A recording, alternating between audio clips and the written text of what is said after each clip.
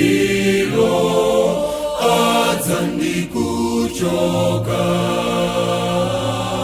ufumu wa Immanuel udzakhala kosatha. Haleluya, ndi mfumu kosatha pa dziko lonse.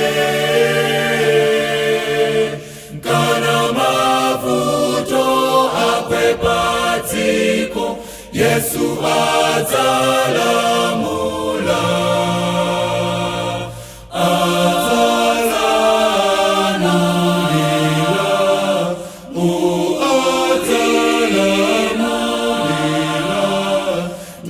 Mfumu ya mafumu, ndi mbuye wa ambuye, kunthawi zosatha adzalamulira pa dziko lonse.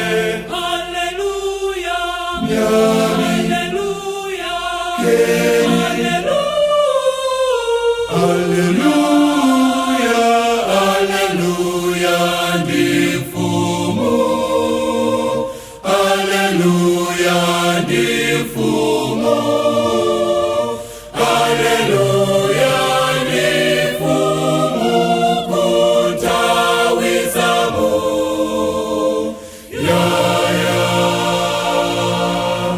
Onse zazisoni zomwe zinamphetsa, opachikwa pamtanda, tsono ali ndi moyo. Haleluya, iye okanidwa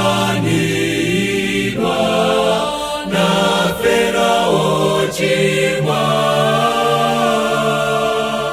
Ali ndi moyo kupulumutsa, anagonjetsa manda.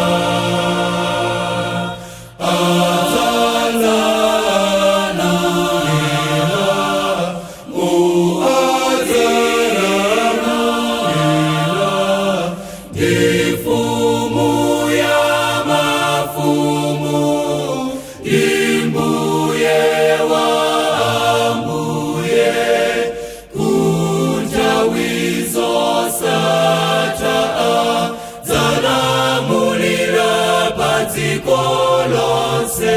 Haleluya, haleluya.